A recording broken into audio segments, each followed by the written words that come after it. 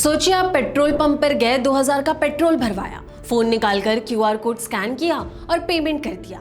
आपके लिए कहानी खत्म, लेकिन पेट्रोल पंप वाले के लिए शायद नहीं, क्योंकि अगर आपके अकाउंट से किया गया ये पेमेंट बाद में किसी साइबर फ्रॉड की जांच में आ गया तो सवाल सिर्फ आपके 2000 का नहीं है, पेट्रोल पंप का बैंक अकाउंट भी मुश्किल में आ सकता है। और इसी डर की वजह से अब तमिलनाडु के पेट्रोल पंप डीलर्स कह रहे हैं, अगर इसका हल नहीं निकला तो हम यूपीआई और दूसरे डिजिटल पेमेंट्स लेना बंद कर सकते हैं।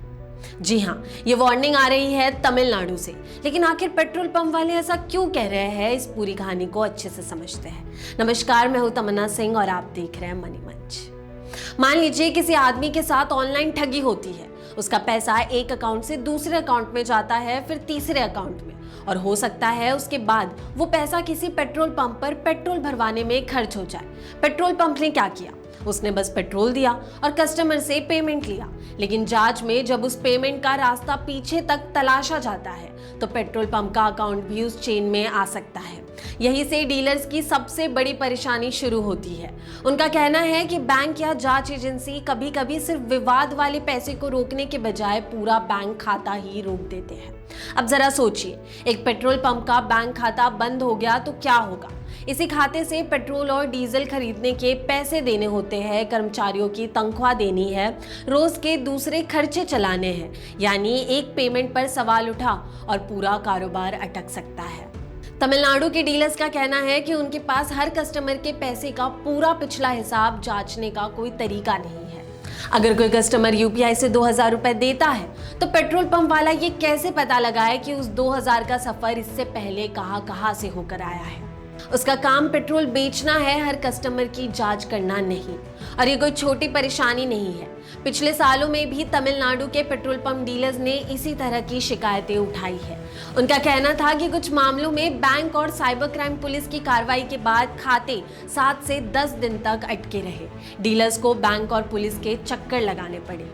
लेकिन यहाँ दूसरी तरफ की बात समझना भी उतना ही जरूरी है। साइबर फ्रॉड में पैसे बहुत तेजी से एक खाते से दूसरे खाते में चले जाते हैं। साइबर क्राइम पुलिस अधिकारियों का कहना है कि यूपीआई वाले मामले में पैसा वापस दिलाने के लिए कभी-कभी सिर्फ 1 से 2 घंटे का समय ही मिलता है।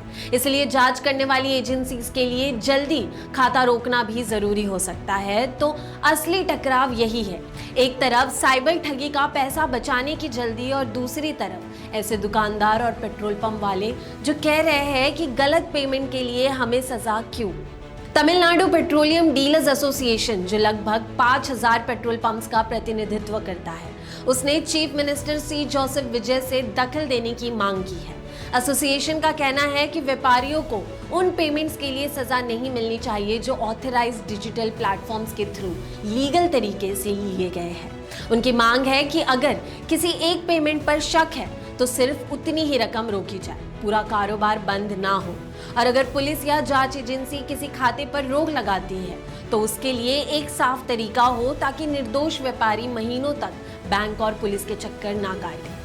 लेकिन अगर इसका हल नहीं निकला तो डीलर्स की धमकी का सीधा असर आपके और हमारे जैसे ग्राहकों पर पड़ेगा।